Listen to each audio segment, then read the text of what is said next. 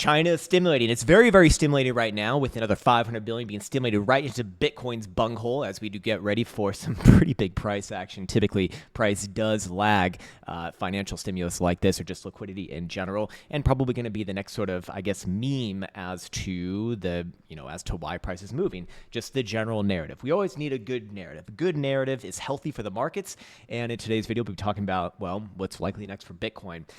So without further ado, we can just start it off right in over here. I'm going to bring you to the next, or the most recent 5-day closure, which happened last night. So we have updates on this, which is going to provide some forward guidance. First things first, 5-day time frame on the HPDR indicator has not just closed above the median here, but actually used the median as a nice little balancing and buoying point, and now likely to launch off there. The top side of the 5-day range is actually at 71, just a little bit above 71,500 bucks, 71,650 if you want to be super exact there. Doesn't necessarily mean that it's going to hit it on this next period, but throughout these next few weeks to up to a month, that is going to be an area of interest.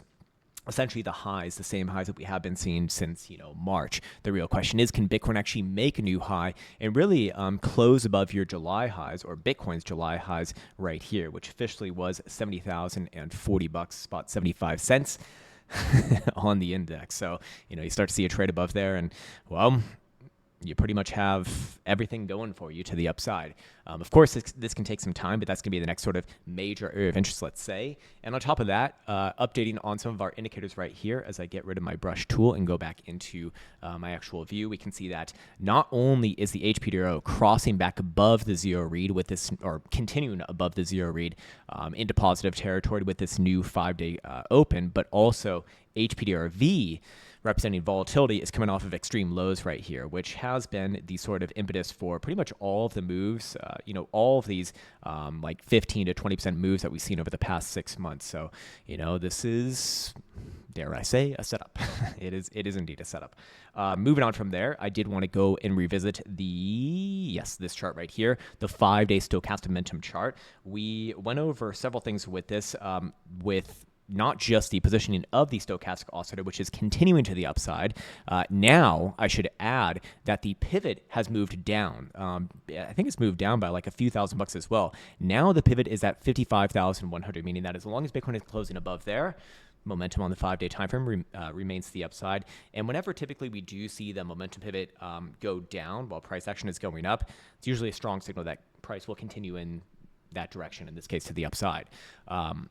On top of that, we did see the official break of this long-term trendline regression that has been holding in the highs basically since March of this year, connected with, the first highs in March, April, again in June, and again in July. Now that trend line is being broken upon Bitcoin actually even trading, and I think it closed just ever so slightly above.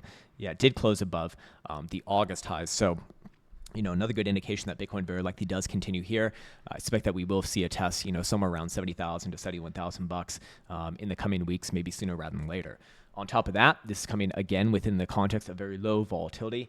And I believe if we go back on over here, yes, we do have a new open on this 5-day setup. So I just want to provide, another update for this. If you've been following along this strategy, very simple strategy. Anytime Bitcoin closes above that red 5 exponential moving average, it enters into a long, and then whenever it closes below, it closes that position, whether it be at a gain or a loss. You can see that the full results of of this over the history of Bitcoin has been, less.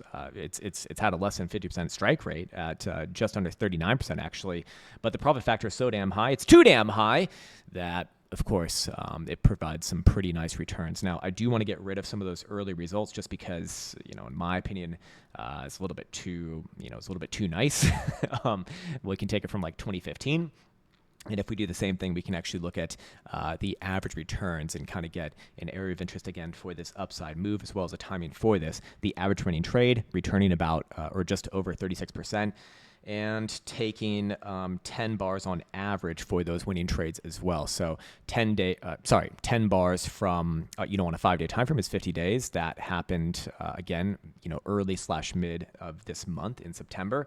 So that would put us at the end of October, basically end of October to first week of November. Again, these are averages, so it doesn't necessarily have to be exactly there, but somewhere around there. And 36% to the upside would actually put Bitcoin on new all-time highs. In fact, into the low $80,000 territory. So, sorry, I'm actually measuring that improperly. Let me actually get it from the official entry. There we go. 36% puts Bitcoin pretty much just under $80,000. So somewhere around there. Again, it's going to be some variance here, but overall, it's kind of an area of interest going onwards and forwards from here. Now, I do want to say that in the short term, Bitcoin can obviously pull back. I'm sure that there will be pullbacks and probably violent ones at that. A lot of the time when you are looking at this strategy right here, you will see reconnects, or what I like to call reconnects, with that exponential moving average, the 5 red right here. And that is currently at 62,800. So if Bitcoin did have a quick move down around there, somewhere, basically, let's just call it like low 63s would probably be good enough as well. It's probably going to be your reconnect and up from there in this current period. If there is going to be a pullback, again, I'm not saying that there is, just if there is, that's the area that I'd be looking for, somewhere around there, basically low 63s, and probably another try to the upside from there. I think that would also be a gap fill on CME as well, which is, probably going to be important. Moving on from there, I did want to also update on, yes, it was this chart right here. CME. CME did close for the daily yesterday, as it typically does. And the silver cross has indeed happened as well. And as you'll also notice in yesterday's video, that was indeed the last chance, at least in my opinion, for the bear-os, as there is not a lower high being printed right here. Thus, no hidden bearish divergence possible on the daily, on the daily RSI. So again, if this one wants to pull back, it can short term, but pullbacks should be opportunities before moving higher. Of course, it is also the weekly closure for CME today, and hard to hate that as it is. Again, the weekly is going to have a really clean and clear chance to close above those August highs. And on top of that is going to reclaim very likely the exponential on the RSI, and we're going to see probably even the weekly jewel turn back up as well. So, again, just more things kind of pointing in the same direction. Other than that, we should go ahead and check out the weekly CME pivot for momentum, and we can just go right on over here to CME, and today Bitcoin would need to close above 61,500 in order for that to be fulfilled.